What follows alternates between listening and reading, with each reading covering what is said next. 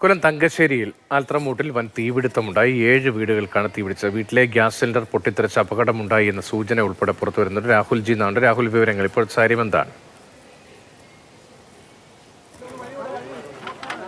വലിയ തീപിടുത്തമാണ് കൊല്ലം തങ്കശ്ശേരിയിലെ ഈ പ്രദേശത്ത്. കൈക്കുളങ്ങര എന്നാണ് ആൽത്തറമൂട്ടിലെ ഈ പ്രദേശത്തിൻ്റെ പേര്. 3 വീടുകൾ, ഈ ദൃശ്യങ്ങളിൽ നിന്ന് വ്യക്തമാണ്, 3 വീടുകൾ പൂർണ്ണമായി കത്തിനശിച്ചിട്ടുണ്ട്. ഞാനിപ്പോൾ ഈ ചവിട്ടി നിൽക്കുന്നത് പോലും ഒരു ഉള്ളിലുണ്ടായിരുന്ന പല സാധനങ്ങളുടെ മുകളിലാണ്. ആ വീട്ടുകാർ ഇപ്പോൾ അവരുടെ രേഖകൾ പലതും നോക്കുകയാണ്. ആ വീടുമായി ബന്ധപ്പെട്ട് അവർക്ക് തിരിച്ചെടുക്കാൻ കഴിയുന്ന കാര്യങ്ങൾ എടുത്തുകൊണ്ട് പോകാനുള്ള ശ്രമത്തിലാണ്. എന്തായാലും ഇത് ഏതാണ്ട് ഒരു മണിക്കൂറിന് മുൻപ് ഒരു തീ ആളുന്നു. ആ തീ ആളി പിന്നീടൊരു പൊട്ടിത്തെറി ഉണ്ടാകുന്നു. അതൊരു വീട്ടിലെ സിലിണ്ടർ പൊട്ടിയതായാണ് പറയുന്നത്. അത്തരത്തിൽ തീ 3 വീടുകളിലേക്ക് വ്യാപിക്കുന്ന തരത്തിലേക്കാണ് കാര്യങ്ങൾ പോയത്. അതിൽ വലിയൊരു തീപിടുത്തം ഉണ്ടായി. വലിയ പുകച്ചുരുളുകൾ കണ്ടതിന് ശേഷമാണ് ഈ ആളുകൾ, പ്രത്യേകിച്ച് ഈ വീട്ടുകാർ, ഇവിടെ നിന്ന് രക്ഷപ്പെടാനുള്ള ശ്രമമൊക്കെ നടത്തിയത്. എന്തായാലും പൂർണ്ണമായി തീ അണയ്ക്കാൻ കഴിയും. സാറേ, എത്രമാത്രം ശ്രമകരമായിരുന്നു ദൗത്യം?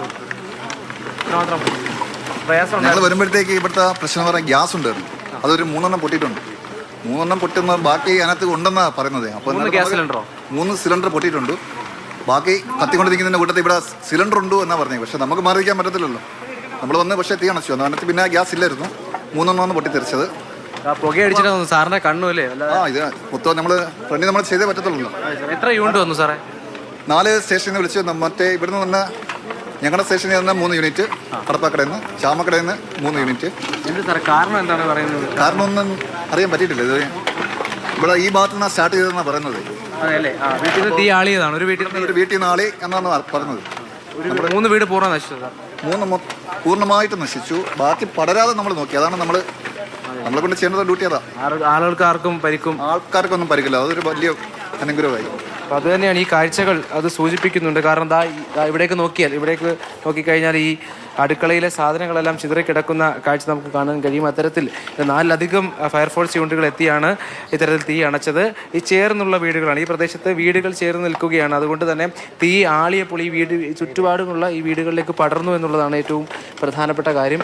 നമുക്ക് ഈ വീടുകൾ പൂർണ്ണമായി നശിച്ച വീടുകളിൽ മുന്നിൽ നിൽക്കുകയാണ്. ആ തകര ഷീറ്റുകളുടെ മുകളിലാണ് ഇപ്പോൾ നമ്മൾ ചവിട്ടി നിൽക്കുന്നത്. എന്തായാലും ദുഃഖകരമായ കാഴ്ചയാണ് കാണാനുള്ളത്. ആശ്വാസകരമായ ഒരു വരി മാത്രം, ആർക്കും പരിക്കില്ല എന്ന ആശ്വാസകരമായ ഒരു വരി മാത്രമാണ് ഇവിടെ നിന്ന് പങ്കുവയ്ക്കാൻ കഴിയുന്നത്. എന്തായാലും വലിയ ആശ്വാസമാണത്. അതിനപ്പുറത്തേക്ക് ബാക്കിയെല്ലാം തീപിടുത്തത്തിൽ നശിച്ചു കിടക്കുകയാണ്. ഗണേഷ്, തങ്കശ്ശേരിയിലാണ് സമാനതകളില്ലാത്തൊരു സംഭവമാണ്. 2-3 കുടുംബങ്ങളെ സംബന്ധിച്ച് 7 വീടുകളിലേക്ക് തീ പടർന്നിട്ടുണ്ട്. ചില വീടുകൾ പരിപൂർണമായി തകർന്ന സ്ഥിതിയാണ്. ചെറിയ വീടുകളാണ്. വീട്ടിലെ ഗ്യാസ് സിലിണ്ടർ പൊട്ടിത്തെറിച്ച് അപകടമുണ്ടായി എന്ന സൂചനകളാണ്. പക്ഷേ ആർക്കാരും പരിക്കില്ല എന്നാണ് ഏറ്റവും ആശ്വാസകരമായ കാര്യം.